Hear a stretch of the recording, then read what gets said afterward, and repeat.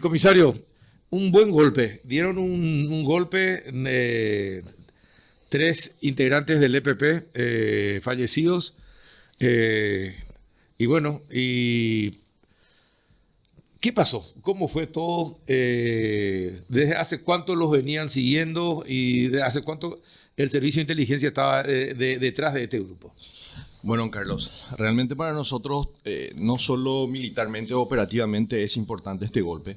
Este golpe también para nosotros significa, estratégicamente, significa un golpe muy fuerte para esta organización terrorista. ¿En qué sentido? Yo creo que a mí también hasta hace un año y medio atrás, antes de volver a esta guerra, como nosotros le solemos decir, era como que el EPP era intocable. Uh-huh. El EPP nadie lo podía tocar, nadie sabía, era como una leyenda urbana. Sí. No teníamos rastro, teníamos informaciones, nunca podíamos llegar.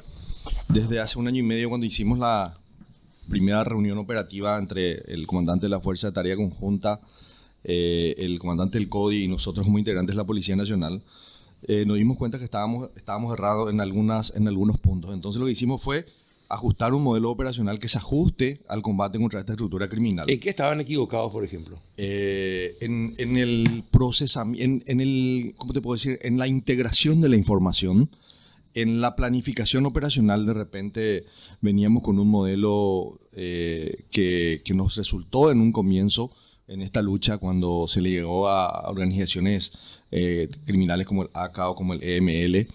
Pero la operación Cerro Guaraní para nosotros fue una escuela muy importante y siempre nosotros tenemos eso como que fue el punto de inflexión para un cambio operacional. ¿Por qué? Porque cuando nosotros llegamos a Cerro Guaraní por unas nuevas técnicas de inteligencia, nos dimos cuenta de que en el desarrollo operacional tuvimos un pequeño error. Tuvimos un policía y un militar herido, pero no tuvimos ni un enemigo nuestro, ningún delincuente nuestro herido ni abatido. Entonces nos sentamos a replantear y dijimos cuáles fueron nuestros errores. Y ahí nos dimos cuenta cuál era el error, que lastimosamente no podemos nada más plantear acá en el aire, ¿verdad? Pero eso nos ayudó a que nosotros, el famoso, en el partido de fútbol, vengamos atrás, replanteemos el contraataque y volvimos a hacer, ¿verdad? Y prácticamente después de ese modelo operacional, en menos de un año y medio, tuvimos la primera baja, que era Leticia Jara Larrea. Uh-huh. Con Leticia Jara Larrea nos dimos cuenta de que eso iba a funcionar. Y después de Leticia Jara Larrea tuvimos el caso de Tehuitá, tuvimos el acorralamiento también en esa zona de Amambay, donde después caen y se encontraron los cuerpos de los hermanos Argüello, que eso sí también fue una sofocación y una ocupación territorial muy importante que hicimos nosotros en un planteamiento estratégico con la FTC, porque ellos salieron de un lugar de confort donde nosotros teníamos información y teníamos unas limitaciones. Y esto es muy importante, don Carlos, comentarles. La inteligencia, el área que me compete a mí trabajar, llega momentos donde tenemos vacíos de información. Y tenemos unos obstáculos donde yo o mi gente no puede ir de civil ni puede ir caracterizado a entrar en ciertos puntos. Es ahí donde nosotros utilizamos una nueva configuración de un grupo de combate, o sea, reconocimiento y combate, que son los grupos RECON. Un grupo RECON tiene una configuración diferente a un grupo de operaciones especiales. Aparte de ser operaciones especiales, tiene la capacidad de poder llegar a ciertos puntos, reconocer que hay en el terreno y salir sin ser detectado, ¿verdad? Esa es la configuración inicial que tienen estos grupos, que también fue también un apoyo muy importante del gobierno colombiano, en donde a nosotros nos hizo ver de que cómo nosotros teníamos que replantear esto. Y bueno, y empezamos a trabajar con eso. Los grupos de reconocimiento y combate ingresaban hasta ciertos puntos y nos traían información. Encontrábamos, por ejemplo, cosas que nunca dimos a conocer, campamentos, encontramos corredores de movilidad, encontramos apoyos logísticos. Y todo eso lo que hicimos fue colocar en un estanque de pensamiento y comenzar a ordenar todas esas informaciones que teníamos para poder ver cómo podíamos hacer. Si bien teníamos un problema grave en encontrar la X, como generalmente se dice, ¿verdad? Pero sí empezamos a hacer cordones de seguridad y comenzamos a ubicar los corredores de movilidad, y en esos corredores de movilidad teníamos grupos que eran especialistas en emboscada. ¿Por qué es la palabra emboscada? Siempre que nosotros fuimos a buscar el EPP, tuvimos bajas. Siempre. Cerro Guaraní, en todas las operaciones siempre habían policías o militares heridos, muertos en este caso, ¿verdad? Entonces nosotros dijimos, bueno, replanteemos y tratemos de trabajar de la misma manera que ellos están trabajando. Claro. La única manera que nosotros tengamos éxito en esta guerra es pensando, actuando Como y ellos. haciendo como ellos en el día a día. Y fue eso lo que hicimos. Realmente este grupo estuvo ya, si no te voy a mentir, Carlos, desde junio. Nosotros identificamos ese corredor de movilidad. Se tenían constantemente cubiertos ese lugar en cada actividad que nosotros escuchábamos, teníamos avistamientos o teníamos alguna información de que ellos se podían mover en ese lugar era cubierto. Siempre teníamos como un lugar de que ellos iban a pasar. Y cuando hacían esas coberturas, comisario, ¿ustedes lo hacían sin dejarse ver solamente para conseguir información de inteligencia o si cabía la posibilidad, se podía también tener algún enfrentamiento? Esa es la misión de los grupos de reconocimiento y combate, eran justamente eso.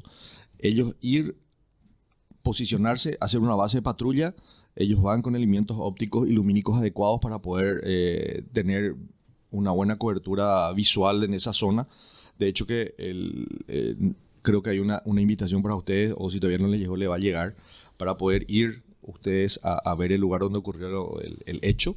Hacer una visita. Creo que ayer hubo unos colegas de usted que hicieron una visita guiada fueron con el helicóptero desde la base de operaciones. ¿Para qué? Para posicionarnos y ubicar en el lugar, ¿verdad? Ellos estaban en un lugar, en un pequeño cerro, en donde tenían una visión muy buena de todo lo que era esa parte. Nosotros también decimos el EPP, creo que se regaló, pero también sabemos que ellos no se regalan. Ellos comenzaron a entender de que nosotros estamos siguiendo los pasos. Es la primera vez desde el 2014 en donde cae abatido Coco, alias Coco, el teniente Coco, que era uno de los más jóvenes y según decía Fidel, era uno de los que tenía mejor perfil para poder ser un comandante operativo del EPP. Entonces, desde el 2014 nosotros nunca le llegamos, pero sí comenzamos a hacerles golpes importantes. Le llegamos el 2 de septiembre en el campamento. Cayeron abatidos los hermanos Argüello, cayeron abatidos las dos hermanas, se le estaba acercando. Entonces ellos replantean, al llegar ellos venían en una zona boscosa.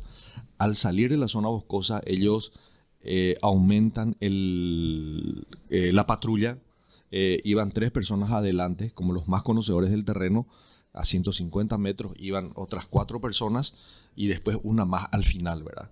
¿Por qué? Porque como sabe que nosotros no podemos meter tanta tropa en el lugar para no ser detectados, la columna de ellos se extendió para que los que estaban ahí necesiten inmediatamente tomar algún tipo de decisión.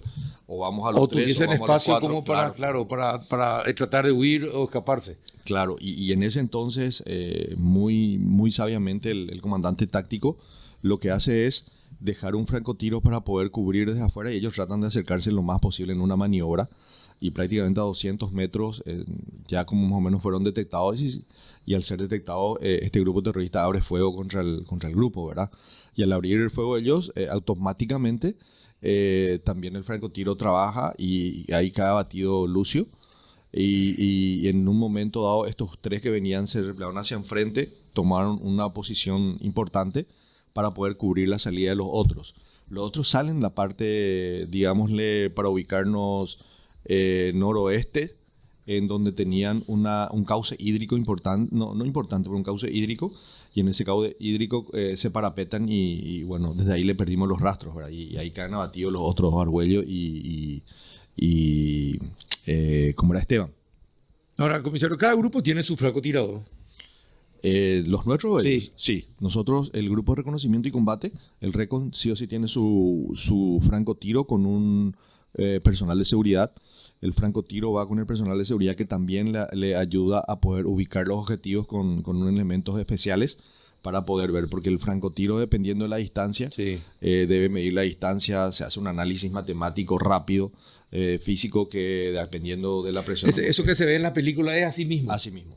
Nosotros tenemos o sea, yo tampoco sabía hasta hace un año y medio atrás que nuestras Fuerzas Armadas estaban a nivel Latinoamérica, estaban muy bien posicionados como tiradores.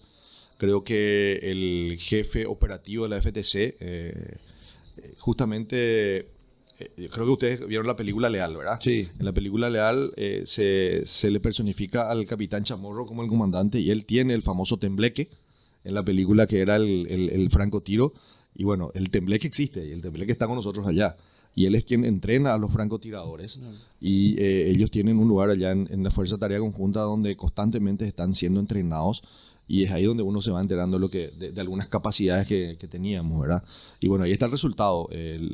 Al abrir fuego esta columna terrorista, el francotiro lo que hace es darle la cobertura desde un lugar alejado para que ellos puedan... Ahora, ¿y fue el francotirador que abatió a los tres? No, el francotirador le batió a Lucio. A Lucio. A Lucio y después ella, el contacto que tuvo con el pequeño grupo que se comenzó a desplazar hacia adelante y hubo un enfrentamiento de casi 200 metros de fuego cruzado.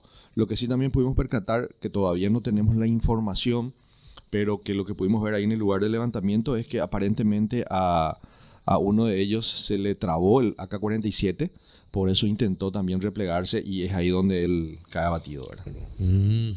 ¿Y cuántos eran en total de ese grupo del EPP? ¿Eran los tres nomás o había No, más? creemos que eran 8. Eran 8 según las primeras entrevistas que tuvimos con los comandos. Ellos visualizan que iban a 150 metros como ya para entrar en una zona boscosa. Eran 3. Y ahí cayeron los dos, en una distancia de casi 100 metros. Cae los dos primeros y Lucio, el que venía último, es el que fue el que fue alcanzado por el francotirador. Impresionante. Parece de película. No, realmente no, para nosotros tácticamente fue demasiado importante porque, como le estaba diciendo, independientemente que hayan caído tres personas muy importantes del EPP, el hecho de que le hayamos llegado de la manera como le llegamos y es donde por primera vez en un enfrentamiento armado no cae abatido ni un policía ni un militar, es importante. Y segundo, que Esteban Marín era prácticamente, estábamos haciendo el análisis ayer, si bien Osvaldo Villalba es el comandante, pero decimos que es más o menos como una herencia de parte de la hermana, porque no tenemos...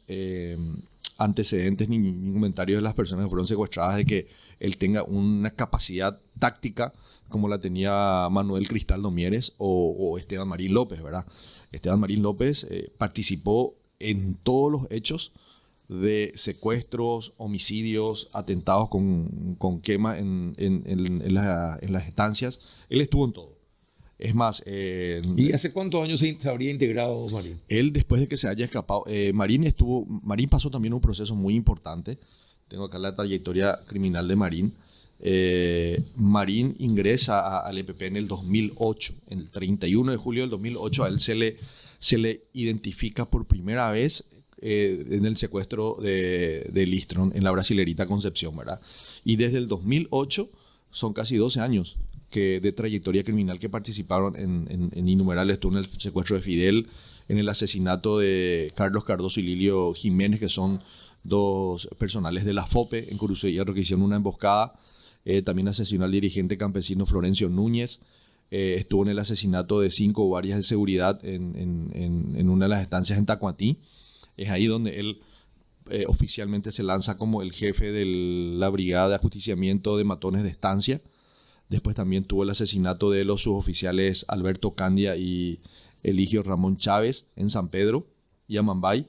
Estuvo en el asesinato del suboficial Eladio Pavón Acosta, de 3, 4 suboficiales más en Santa Rosa. Estuvo en el atentado de la comitiva fiscal policial, la FTC y periodistas que se desplazaban de Santa Rosa a San Pedro el 31 de julio del 2016. También en el 2016 estuvo en el atentado y en el homicidio de los 8 militares en el núcleo 6 de Arroyito. También hay un video en donde se le ve que le fusilaron a un personal de una estancia en Arroyito. Después estuvo en todos los secuestros, el de Frank Weaver, el de Blas Fritzen, el de Bernard. Estuvo también en donde se le ajustició en el Ciervo a otro funcionario. Estuvo en la quema de las 3 avionetas en la estancia en San Vicente Pancholo. Esa estancia donde se quemaron las avionetas está en la operación que hicimos de la captura de los 2 indígenas que hicieron el secuestro, está en el medio mismo entre la quema de la avioneta y la muerte del homicidio que se le hizo a un encargado, a un capataz de una estancia. Nada más para ver el eje de movilidad de esta gente, ¿verdad? Y estuvo en todo, ¿verdad? Estuvo también reconocido en el último caso del secuestro. ¿Y qué era? ¿Un estratega era? Él era una persona que tenía mucho conocimiento táctico y a él se le daba la misión y él era quien desarrollaba la misión. Es más o menos, por dar una comparación, ¿verdad? Es como un jefe de grupo de la FOPE, de operaciones especiales o de operaciones especiales militar, ¿verdad? Él es prácticamente que lideraba, a él se le daban los soldados y él llevaba la columna y él era quien hacía toda la planificación operacional, ejecutaba y volvía a los campamentos. Sí, así mismo. Para nosotros perdió una mano de obra muy importante el EPP con esto. Y lo otro que el tema de Lucio Silva, el tema de Lucio Silva para nosotros es sumamente importante porque era la bandera del EPP. Era una persona que, esta sí es la que pasó por todas las etapas. Él empezó siendo un dirigente campesino. De ser un dirigente campesino, se trabajó políticamente en el movimiento Patria Libre. Él estuvo ya desde un comienzo con este grupo, el grupo de la banda de Choré. Él estuvo y fue reconocido como uno de los que quiso hacer el asalto en la sucursal del Banco Nacional de Fomento en Choré. Sí, en Choré. Y desde ahí, una vez del secuestro de Listron, seguía operando políticamente ya y después se llevó a la clandestinidad, ¿verdad? Todos sus hijos están metidos y creo que los hermanos mayores le secuestraron a sus hermanos menores para integrarlo como guerrilleros, Juan. Sí, así mismo. Y hoy día, para nosotros, Osvaldo Villalba, en estos 3 meses, sufrió creo que los golpes más importantes porque se le muere una de las hijas el 2 de septiembre y Lucio Silva es el actual suegro de Osvaldo Villalba. Entonces, también estratégicamente yo sé que va a generar un quiebre dentro de esta organización principal, ¿verdad? Porque, bueno, la pareja actual de Osvaldo Villalba le pierde al papá. Uh-huh.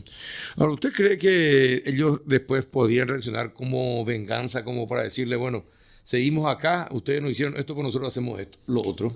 Como dice la ley de Newton, a toda acción hay una reacción igual y en sentido contrario. Sí. Nosotros sabemos que ellos sí no van a quedarse con los brazos cruzados y es por eso que estamos nosotros trabajando en la ocupación territorial con las tropas las tropas regulares, tanto de la policía como de las fuerzas militares, porque sí tenemos un área de interés donde nosotros creemos que ellos se pueden estar moviendo, entonces estamos haciendo coberturas estratégicas para poder ver que ellos no tengan la facilidad de reaccionar, ¿verdad?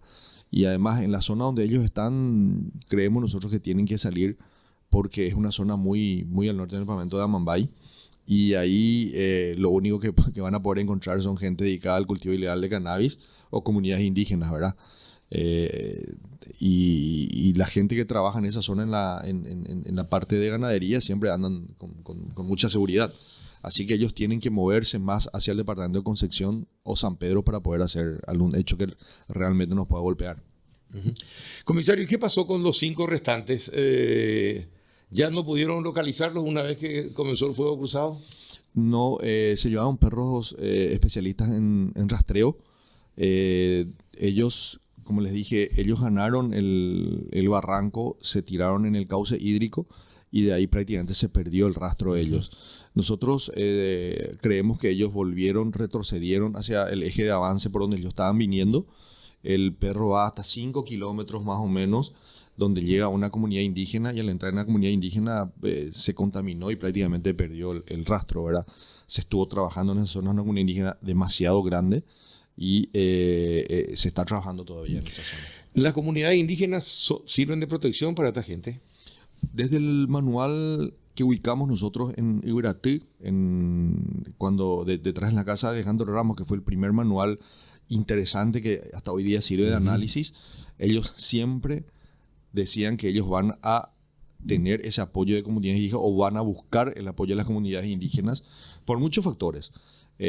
Tratan de darle el tinte social de Alshinyaranga, cuidarle a los más necesitados, pero lo que ellos en síntesis tienen es, saben que las comunidades indígenas están regidas por una ley especial, saben que ante un error que nosotros cometamos ante esas comunidades, ellos van a poder denunciarnos internacionalmente en penales, en cortes internacionales, y eso es un desgaste que ellos buscan hacerle al Estado, ¿verdad?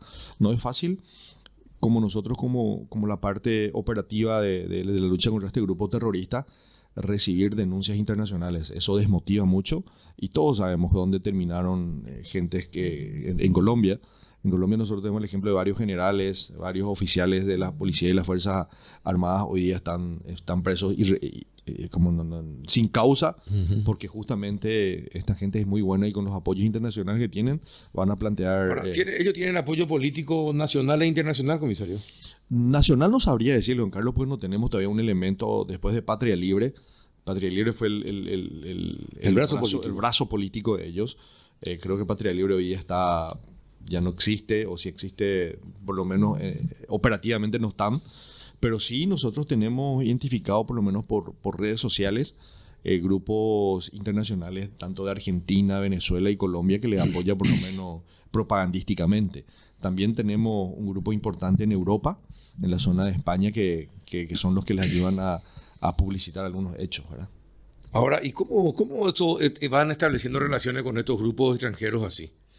Mira, yo creo que eso es un tema en donde esta gente que profesa esa filosofía están unidos como una hermandad. Yo creo que al saber de la existencia de un grupo que está haciendo esto, automáticamente se solidarizan y tienen sus canales de comunicación. Siempre ocurrió eso desde que tenemos conocimiento de la existencia de grupos internacionales. Es como una afinidad que tienen entre ellos y se van apoyando. Juanito. Hay un cálculo, ¿no?, de que del otro lado también haya por lo menos un herido. Eso, ¿se puede hacer un cálculo de la gravedad? Es difícil, ¿no?, a distancia. ¿De qué manera eso retrasaría su desplazamiento? Y si ellos cuentan así con dispensarios también, sus propios enfermeros, como para revertir eso, ¿cómo ellos solucionan ese problema de tener a alguien que está ahí herido y que a lo mejor los retrasa en su escapatoria, comisario? Mira, según los elementos que nosotros encontramos en los materiales que estamos analizando, en la operación Cerro Guaraní, Magna María Mesa cae herida. Ella tiene problemas de movilidad, según los documentos y las bitácoras que estamos analizando. Ella quedó con muchos problemas de movilidad.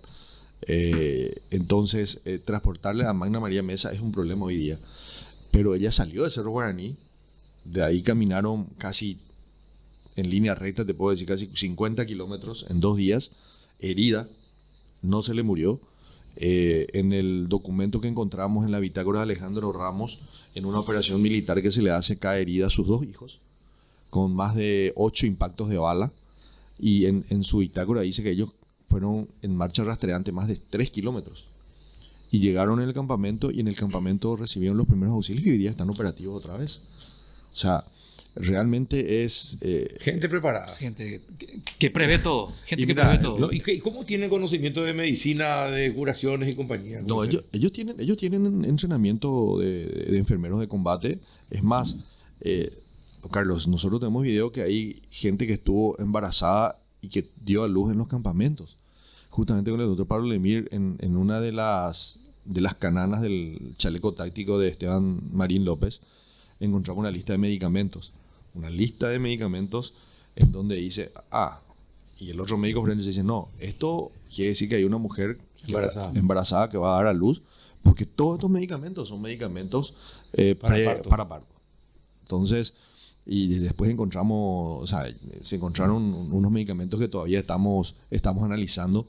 No, yo creo que estamos todavía necesitando la autorización del Ministerio Público, pero para compartir con ustedes cómo esta gente dieron a luz en un campamento. Estuvieron prácticamente como 2-3 meses teniéndole a esa criatura recién nacida en el campamento. Los transportaban normalmente con ellos y hasta que lo quitaron de Paraguay, ¿verdad? Pero es impresionante. El comando de la Fuerza de Tarea Conjunta que se enfrentó a este grupo, ¿de cuánto estaba conformado, comisario? Y son grupos de reconocimiento y combate. Y no superaban 7. O sea, en números, el EPP estuvo en mayor cantidad de números que el grupo que fue a enfrentarse. Pero tácticamente estaban mejor posicionados y sabían la existencia de los otros. Los otros no se dieron cuenta que estaban por ahí. Y como te dije, utilizamos la misma técnica que utilizaron ellos. Claro. Una operación de emboscada Sabíamos que en algún momento dado iban a pasar por ahí, no sabíamos el horario exacto ni el día, ¿verdad? Pero sabíamos, y bueno, y eso fue la ventaja táctica que tuvimos contra ellos de poder visualizarle, porque el contacto visual con los elementos ópticos se da casi a 800 metros. Ya a 800 metros ellos informan que estaban viendo que estaban avanzando un grupo. Comisario, ¿podría darnos otra vez los antecedentes de Lucio Silva? ¿Cuáles son los antecedentes? Usted habló del grupo de Lloré. ¿Qué pasó? ¿Se comprobó su participación en ese intento de robo al Banco Nacional de Fomento? ¿Y qué otras acciones delictivas tiene en su prontuario? Bueno, él ingresó al grupo el 15 de diciembre del 97. Se le identifica por primera vez en un intento de asalto al Banco de Lloré. Estuvo en el secuestro de María Díaz Bernardi, en el de Cecilia Cubas. Estuvo en el atentado contra la comisaría Jubañandú. También en el secuestro de Luis Listrom. Estuvo en la quema del destacamento militar en la propiedad al lado dentro del predio de la estancia de la señora Mari Llorens. Estuvo en el secuestro de Fidel. Estuvo en el asesinato del suboficial Agüero y Brites y 3 otros peones en una estancia de Santa Adelia en Arroyito. Estuvo también en el atentado, en el homicidio de los 2 oficiales de la FOPE, hicieron una emboscada en Curuzo de Hierro. Estuvo en el homicidio del dirigente campesino Florencio Núñez, en el sector también de Curuzo de Hierro. Ellos estuvieron en el artefacto explosivo que se colocó en la comisaría Orqueta. En el 97 comienza 97. Se le identifica, ¿verdad? En el 97. ¿Y qué pasó? ¿Él fue detenido o no fue detenido en esa ocasión? No fue detenido. En ningún momento él fue detenido. Él no fue detenido desde ese momento. Él después del tema del Listrom o... ¿Y durante cuánto tiempo estuvo buscado y no se le encontraba? No. Él realmente en el caso de la banda de Lloré, él fue identificado ya posteriormente, después del caso de Listrom. Porque él después de eso fue trabajando y operando normalmente como un dirigente campesino. Nosotros no le teníamos identificado plenamente a él como... ¿Y como dirigente campesino qué se sabe de su trabajo? Él estuvo trabajando mucho con una agrupación campesina que se llamaba Gaspar Rodríguez de Francia. Es una agrupación que en su momento estaba liderado por Toto Lescano. Toto Lescano es un dirigente campesino de Arroyito muy querido, con un carisma muy especial. Estuvieron realizando ocupaciones de estancia, estaban haciendo invasiones. Hay varias invasiones en donde ellos estuvieron detrás de campesinos llevando, más para golpear la situación del momento del Estado, y a su vez estuvieron vinculados, mira, para que vos puedas estar, Toto Lescano y Lucio Silva mantenían la coordinadora Gaspar Rodríguez de Francia, y Alejandro Ramos y su gente era el presidente de la Organización Campesina del Norte. Entonces ellos estaban intercomunicados, pero manejaban varias masas y varios grupos de personas en diferentes sectores. Pero y ahí fueron captando a la gente para la guerrilla. Así mismo. Ellos ¿qué hacían? Cantaban las masas, dentro de las masas identificaban los perfiles de los jóvenes que sí podrían tener esa posibilidad de poder ingresar al grupo armado, y le hacían todo el adoctrinamiento previo y después le pasaban al grupo armado, ¿verdad? Hay muchos que después desertaron, ¿verdad? Hay muchos que hoy día están viendo en Argentina, que en su momento nosotros identificamos que eran parte de la estructura. Le abordamos, le hacíamos operaciones de abordaje. Ellos en su momento colaboraban con nosotros, pero después Ahora, la justicia nunca les encontró nada como para juzgarlo y meterlo en la cárcel, comisario. En este caso, don Carlos, porque creo que él se entregó una vez, ¿no? Sí. Pidió acompañamiento de los diputados. Sí, en ese momento todavía nosotros no teníamos, ni la fiscalía tenía todavía elementos sobre él. De hecho que... ¿Eso fue en el 2004? Sí, en el 2004. También en el secuestro de Pico en el 2008, por ejemplo, quien estuvo con nosotros ahí en la primera operación militar que hicimos con la fuerza, o sea, cuando eso no había fuerza de tarea conjunta todavía, estuvo Alejandro Ramos yendo a defenderle a sus compañeros que caían presos. Y había sido Alejandro Ramos en ese momento, ya era parte del grupo armado. Entonces, ese es el famoso guerrillero, que de noche es guerrillero, pero que de día es un humilde campesino descaracterizado, que lo que hacen justamente estando de civil es la inteligencia contra nosotros. Y es lo mismo que pasó con Lucio Silva. Si Lucio Silva era parte del grupo armado, él utilizaba la imagen de dirigente campesino, y ante cualquier tipo de investigación, él denunciaba que los organismos de seguridad lo único que buscaban era justamente torturar, matar. Y para decir que él era perseguido por ser dirigente campesino, ¿verdad? Entonces ahora estamos, y ahora la gente yo creo que se está dando cuenta de que este grupo de gente utiliza los movimientos sociales, utilizan grupos políticos para poder trabajar y justamente frenar la investigación de los organismos de seguridad y la fiscalía. Comisario, ¿y qué pasa con el vicepresidente? ¿No pudieron encontrar algo en estos tres, algo que pudiera decir por dónde andaría el señor Denis? Don Carlos, las inspecciones primarias que hicimos en lo que contenían los chalecos tácticos de Esteban como de Lucio y de Argüello, en los manuscritos no pudimos encontrar. Hay otros manuscritos que se están analizando desde ese día. Todos los días estamos teniendo un reporte cada 6 horas de los analistas. Hasta ahora, por lo menos, en todo lo que sean los manuscritos, nos encontramos todavía algo que nos pueda conducir a saber algo del señor Oscar Denis. Pero sí queda todavía mucho material magnético. Se encontraron celulares, se encontraron memorias que se van a estar analizando y se van a estar haciendo la extracción forense apenas tengamos autorización del Ministerio Público. Bueno, las hijas quieren hablar sobre este operativo. Ya estaba leyendo en los diarios de que querían saber si por ahí algo podía relacionarlos con su padre. Obviamente están preocupadas por la vida del padre. Pero también nos enteramos que el EPP mató a garrotazo a uno de los peones. ¿Cómo llegaron a esa conclusión, comisario? Bueno, ya creo que hoy uno de los diarios publicó eso, ¿verdad? Realmente sí ocurrió de esa manera. Creo que 5 días después del secuestro del señor Oscar Denis, recibimos la información de que un señor que trabaja en la estancia hacia Amambay, era la estancia del señor Pablino Mendoza, un lugar donde ya el EPP visitó en varias ocasiones y quemaron retiros. Sí. Entonces desapareció esta persona. Sus familiares denunciaron que él salió a la mañana para hacer un control por uno de los linderos, no volvió a aparecer. Entonces envié yo gente justamente para poder interiorizarse el tema y el cuerpo es encontrado el otro día. Y presentaba, según el médico forense, que la causa de la muerte fue justamente por utilizar materiales como eran contundentes. Murió a golpes. Entonces esta era una cuestión que para nosotros no nos cerraba que pueda hacer el EPP, porque el EPP siempre a justicia, fusila, utiliza armas de fuego.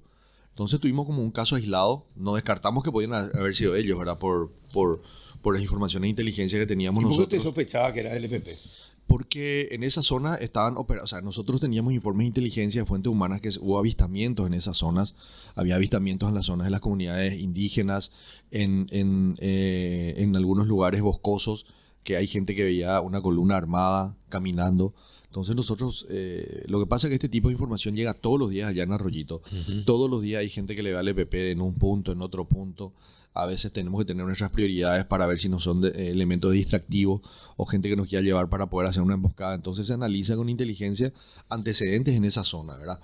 Como el secuestro del señor Denis ocurrió en pocos días y el eje de avance de donde nosotros creíamos que podían estar, porque ese fue el eje de avance, don Carlos, que prácticamente utilizaron para irse y donde ocurrió la emboscada. No cerca, pero uno lo ve así en el mapa y era un lugar donde nosotros creíamos que podían estar. Y todos esos elementos hacían sospechar de que podría tratarse de ellos, ¿verdad? Lo único que no nos cerraba fue que le murió a garrotazos, no murió con la utilización de armas de fuego. Eso fue la única variable que no nos cerraba para el análisis. Esto es nuevo. Sí. El ajusticiamiento, hacerlo arrodillar y dispararle un tiro en la cabeza generalmente era la norma. O atarlos por un árbol y fusilarlo. Y filmar ese fusilamiento, como tenemos casos donde ellos le filmaron a un peón que lo ataron porque fue condenado por el Tribunal Revolucionario a morir fusilado. Esas son las prácticas normales que suelen hacer el EPP. Y para nosotros fue un tema no... ¿Y tienen ese video ustedes? Sí, puedo compartir. Tenemos el video cuando ellos le... Salió en los medios de prensa en su momento, cuando a un peón de estancia le fusilan y eso ellos inclusive publicitaron. Pero les voy a decir un video corto en donde le ponen al señor atado y le disparan. Sí. Impresionante. Y lo peor de todo, lo más duro es que el señor murió al instante y agonizaba. y se escuchaba la agonía del que fue fusilado. Hechos muy, muy fuertes, muy duros. Ahora, comisario, a partir de esto, la perspectiva de posible vinculación con otras muertes que no precisamente se relacionan con el modus del EPP, ¿se investigaría de otra manera? ¿Se consideraría de otra manera? Hoy día ya nos damos cuenta que ellos no tienen ese patrón, que ya están haciendo otras actividades que no eran normales de ellos, ¿verdad? Y entonces todos los casos ya van a ser tomados de otra manera, ¿verdad? De hecho que si tenemos una zona de interés donde ellos están operando, el análisis de cada hecho ya no va a ser un caso aislado, va a ser ya tomado de otra manera. Eso es desesperación. Puede ser. Yo creo que sí. Yo creo que el EPP más que nunca hoy, le estoy diciendo del 2014 y en estos últimos 6 meses, perdieron 7 integrantes. ¿Cómo se les escapó el comisario el que en San Pedro comprara los remedios? Esa información realmente... ¿Se comprobó eso o no? No lo tenemos comprobado. ¿Eh? No tenemos comprobado. Surgió nomás así y se instaló. Nosotros no tenemos ni un reporte de inteligencia, ni militar, ni de la policía que eso haya ocurrido. Esa es la verdad. O sea, yo no leí y tampoco las fuerzas militares tienen ese reporte. ¿Te acuerdas que nos dijeron, Juanito? Que se había constatado los remedios para...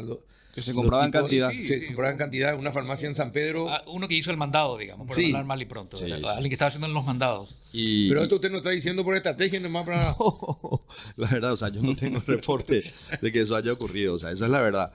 No, y aparte de eso, justamente con las hermanas de Denis estuvimos hablando, ellas estaban muy molestas porque de acuerdo a la descripción del medicamento que se dijo que se compró en esa farmacia, no coincidía porque ellos decían, nosotros no pusimos esta droga como una droga que papá consume porque él consume esta otra droga que tiene el mismo efecto, entonces es imposible de que hayan comprado esa droga porque mi papá no consume eso.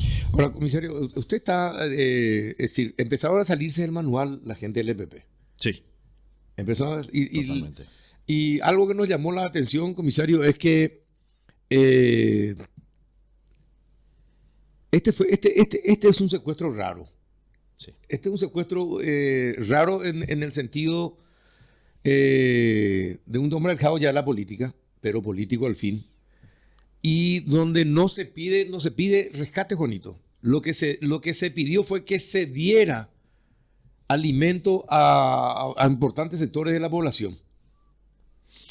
Sí. Pero en lo de Fidel Sabal, ellos pidieron rescate, ¿verdad? En otros casos pidieron rescate directo por la vida de la persona. En otros casos se entabló un canal de comunicación, de negociación, y en otros, en el caso de Listrom y en el caso de Fidel, hubo negociación.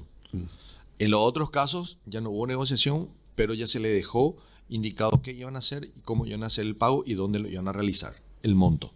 En todos los otros casos. En algunos ya le decían, en el siguiente el secuestro, después uno de los primeros minoritarios dice, bueno, ustedes van a pagar tantos miles de dólares y tenés tanto día para pagar. O sea, la negociación se hizo face to face entre Osvaldo y el papá de la víctima, ¿verdad? Pues ellos ya le sabían a quién le iban a llevar.